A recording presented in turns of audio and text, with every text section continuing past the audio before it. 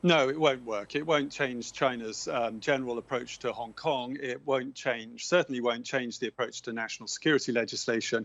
I mean, we've already got a draft decision from the National People's Congress that will be approved tomorrow, perhaps with some other minor amendments of the sort that Sherry was talking about. But, those comments, those threats from the US are not going to change Beijing's mind on that.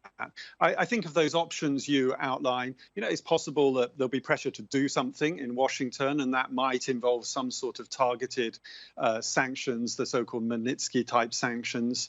That's a possibility. I'd be very surprised, though, if there is a sort of bigger decision to revoke Hong Kong's special status off the back of that. Too many US economic and financial interests at stake to go that direction.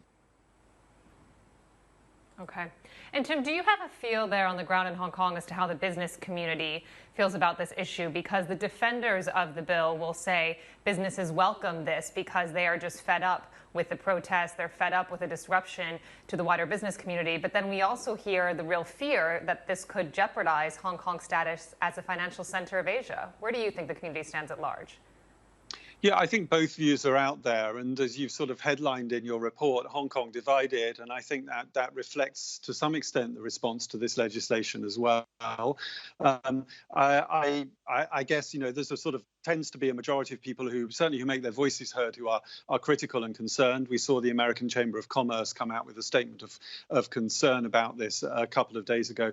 But there are definitely voices in the business community who say, and in the wider community, who hope that this might restore some sort of order and stability to the street in Hong Kong, and that in the longer run can be good for Hong Kong's status as a global financial center. I certainly think that it's an overreaction to call this the end of one country, two systems, or the end of Hong Kong as a global financial center. There's plenty more to play out here.